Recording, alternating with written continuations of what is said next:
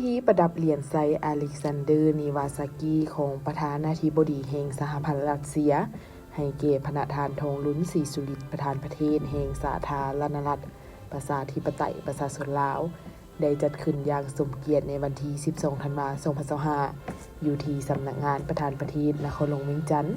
ต่างหน้าให้รัฐบาลรัสเซียเข้าร่วมและประดับเหรียญในครั้งนี้โดยทานพลเอกเซเกย์ โซยกูเลขาธิการสภาความมั่นคงแห่งสหพันธ์รัสเซียพร้อมคณะและมีบรรดาการนำขั้นสูงพรรครัฐบาลสาธารณรัฐประชาธิปไตยประชาชนลาวเข้าร่วมเหรียญไซต์อเล็กซานเดอร์นีวาซากิเมนสัญลักษณ์ของความกล้าหาญความอดทนและการหับไซประเทศชาติของชาติรัสเซียที่พระประธานวลาดิเมียร์ปูตินประธานาธิบดีแห่งสหพันธ์รัสเซียมอบให้แก่พระประธานธงลุ้นศรีสุริตประธานประเทศแห่งสาธารณรัฐประชาธิปไตยประชาชนลาวเพื่อแสดงความย่องย้อสมเสยต่อการประกอบส่วนเสริมสร้างมิตรภาพและการร่วมมือของสองชาติลาวรัสเซียในโอกาสที่สาธารณรัฐประชาธิปไตยประชาชนลาวเฉลิมฉลองวันชาติที่2ธันวาคมรอบ50 ปีในปี2025นี้ในโอกาสนี้พระประธานธงลุ้นศรีสุริตได้มีคำเห็นและได้แสดงความรู้สึกภาคภูมิใจและเป็นเกียรติอย่างสูงที่ได้รับเหรียญไซต์อเล็กซานเดอร์เนวาซากิซึ่งเป็นของขวัญอันใหญ่สูงของสหพันธ์รัสเซีย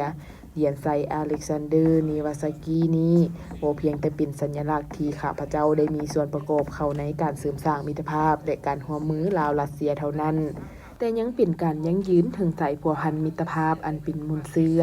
ความสามัคคีที่แน่นแฟ้นและการเป็นคู่ร่วมยุทธศาสตร์ที่ได้รับการเสริมสร้างมาเป็นเวลายาวนานระหว่างสาธารณรัฐประชาธิปไตยประชาชนลาวและสหพันธ์รัสเซียในโอกาสที่มีความหมายนี้ขอให้สหพันธ์รัสเซียเพื่อนมิตรสามารถมั่นใจได้ว่าสาธารณรัฐประชาธิปไตยประชาชนลาวยังคงเป็นเพื่อนที่ไว้วางใจได้อย่างเสมอต้นเสมอปลาย